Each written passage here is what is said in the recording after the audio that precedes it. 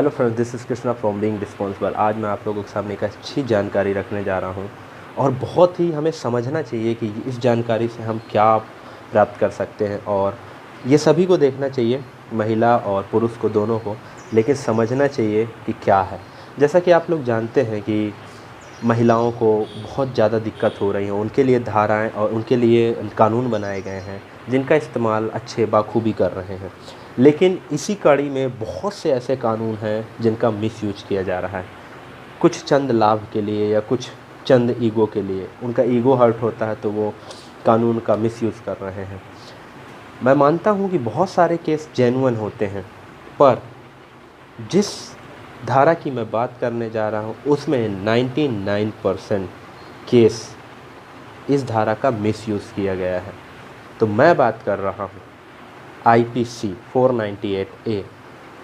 जी हाँ, इस धारा के अंतर्गत यदि पति या फिर पति के परिवार के लोग पत्नी को यानी कि बहू को किसी भी प्रकार से प्रताड़ित करते हैं, चाहे वो शारीरिक रूप से हो चाहे मानसिक रूप से हो, उसके लिए महिला यानी कि बहू या पत्नी उसके प्रति उसके खिलाफ केस फाइल कर सकती है, जो कि 498A के तहत होता है, और जिसमें पुलिस बिना किसी इन्वेस्टिगेशन के फाइनल एविडेंस मानते हुए महिला को पति या जिन जिन लोगों के नाम उस कंप्लेन में होते हैं उनको डायरेक्ट अरेस्ट करती है। मतलब इधर पे उनको एक क्वेश्चन भी नहीं पूछा जाता और सीधा उनको अरेस्ट कर लिया जाता है और लॉकअप में बंद कर दिया जाता है।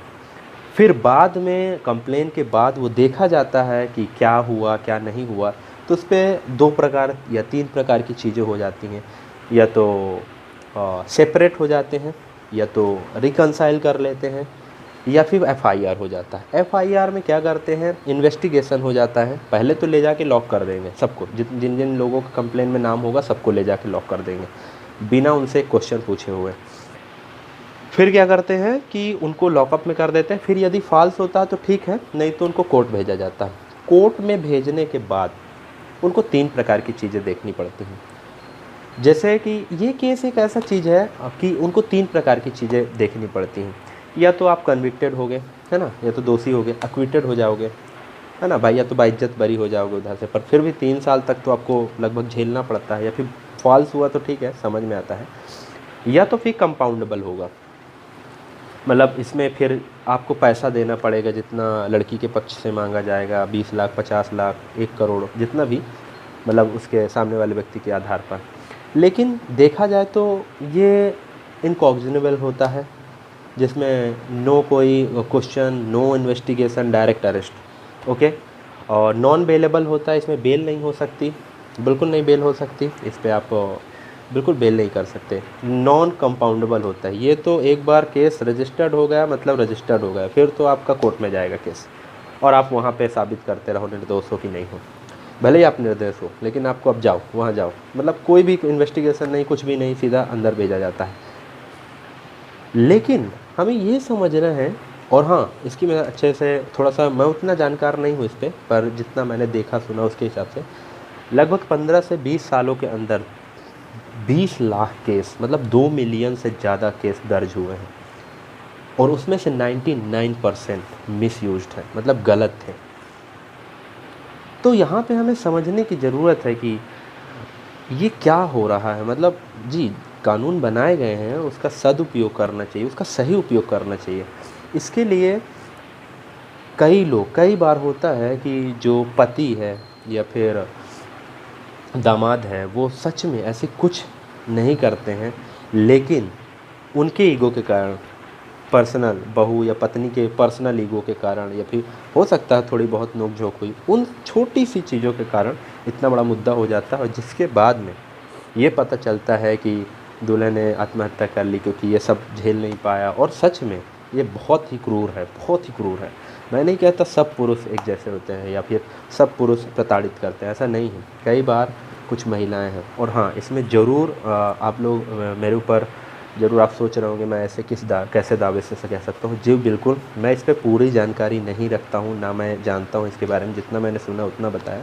तो यदि आपको जानना हो तो दीपिका नारायण भारद्वाज ने इस पर एक डॉक्यूमेंट्री बनाई हुई है, यूट्यूब पे वो वीडियो अवेलेबल है। मैं इधर पे आपको दिखा देता हूँ स्क्रीन, और उसका लिंक भी मैं डिस्क्रिप्शन से दे दूँगा। उधर पे सारे एक्सपर्ट और अक्यूज्ड लोग बोल रहे हैं, जिन लोगों ने ये झेला है, और उस डॉक्यूमेंट्री पे आप देखेंगे कि रियल क्या है। 99% ये मिसयूज किया जा रहा है। इवन कई वकील लोग भी ये कह रहे हैं, एडवोकेट लोग भी कह रहे हैं कि वो हमारे पास आती हैं और हम लोग ही खुद उनको बोलते हैं ऐसे ऐसे धाराएं करें, क्योंकि ये उनका वर्क है ना, लॉ मेकर। और ये सब चीज़ें हैं, तो आपको इस विषय पे अच्छे से समझने के लिए आपको ये डॉक्यूमेंट्री देखनी पड़ेगी। और मैं सभी से अपील करता हूँ, प्लीज़ एक बार ये डॉक्यूमेंट्री देखिए।